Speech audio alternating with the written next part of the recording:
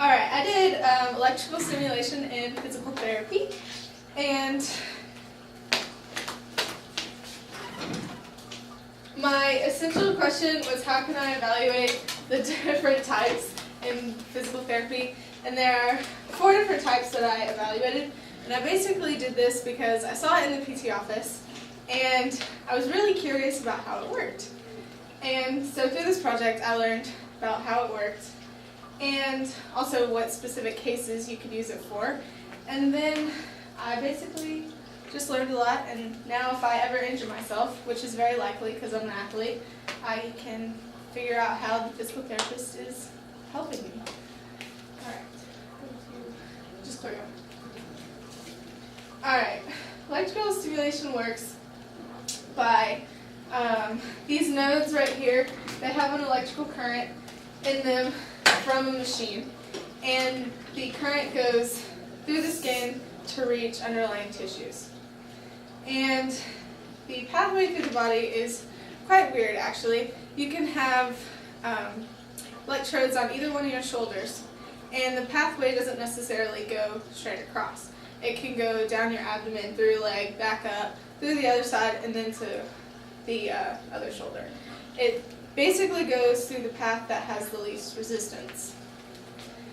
And I evaluated these 4 types of electrical stimulations. You have interferential current, which is labeled IFC for the abbreviation, Russian, premodulated, and high voltage. Premodulated and interferential current are basically the same thing, they just have a few differences. And the purpose is to basically heal the injured area. It works by decreasing pain, inflammation, improving circulation, decreasing swelling, reducing muscle spasms, and helping muscles contract properly. The electrodes can be placed in various regions. They basically circle through the area of injury. They can be placed, like the picture you saw, around the knee, because that's the injured part, or they can be placed on corresponding dermatomes for the pain, or on the spinal area that reaches to the injured area.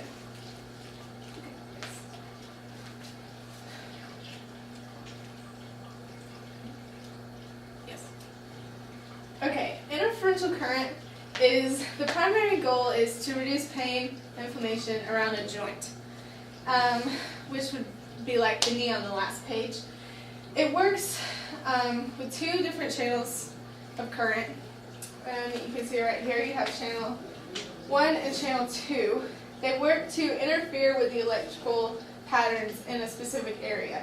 So this area, say this was your knee, and it was placed like the picture on the previous screen, you would have a relief of pain in that area, and it would help to work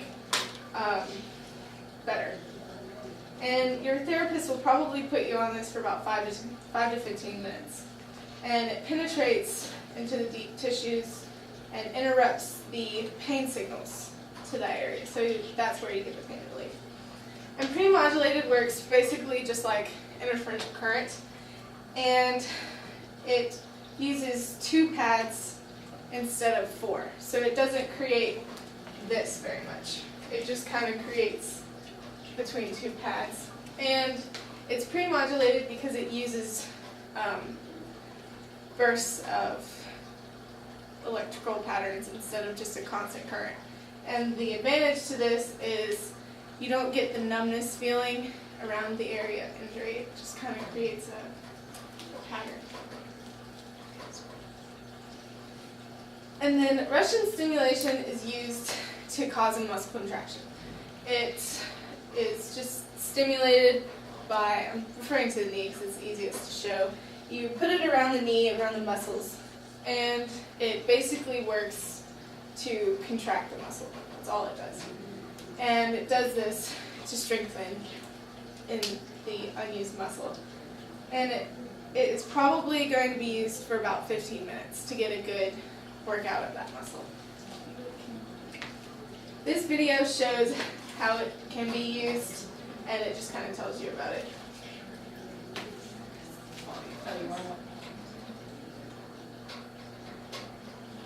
Do I turn up the volume right here?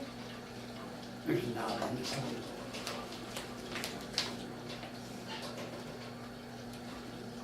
Try.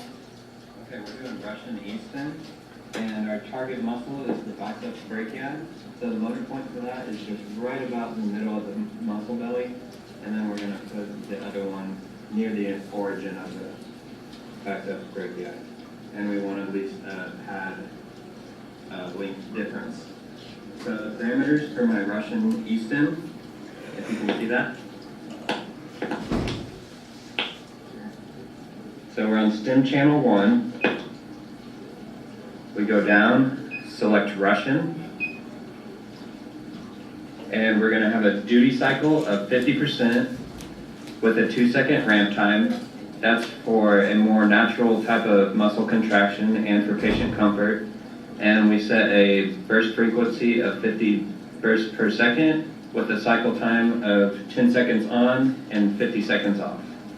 So I'm just going to turn up the intensity until he feels the sensation, and then he gets a actual muscle contraction so that we can strengthen that biceps brachiae. And I'll go ahead and do that, and you guys can observe.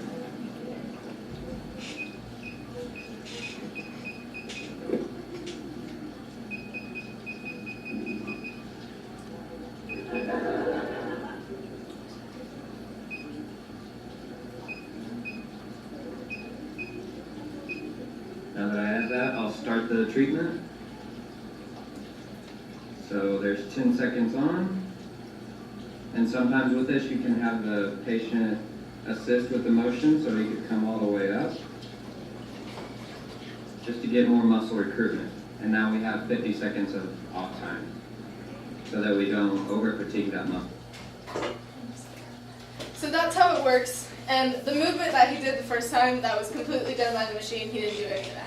So that's what the purpose of that is for. It's so you don't injure your... It helps assist with the weakness of the muscle, but it doesn't injure it even more than that. Okay, and a high voltage stimulation is used to decrease pain and assist in wound healing. It uses a monophasic pulsed current that is delivered in a couplet, and it is basically, it looks like this.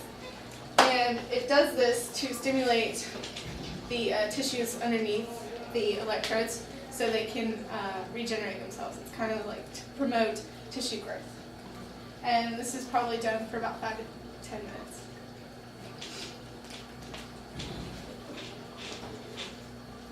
Okay, this is basically outlining the specific injuries that a electrical stimulation would be used for. And interferential current and premodulated are basically used on the same types of thing. This knee is swollen over here, and it would be used to reduce the swelling and improve circulation so the tissues can work better. And then it's specifically used around a joint, which is why I have a knee thing up here. And it's just going to work to make sure that the joint doesn't suffer from being immobilized. So it will work to improve the area. And then Russian stimulation is typically used after surgeries. This can be on the shoulder. Here I have specifically the knee.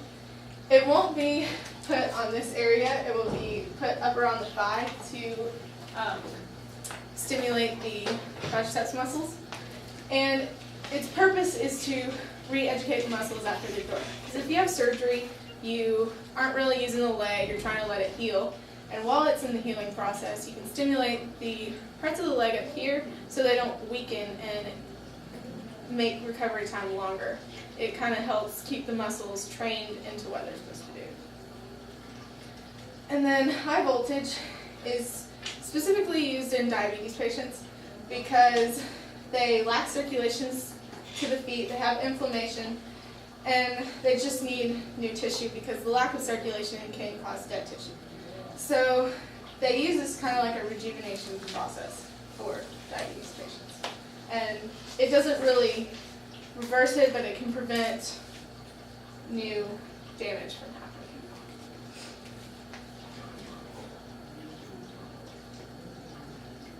And then this is just random facts about it. The point of why it works is because the body is basically electrical. The nervous system sends electrical impulses and everything, and that is how the electrical capacity of the machines work, because they interrupt the nervous system's impulses and replace it with the ones coming from the machine.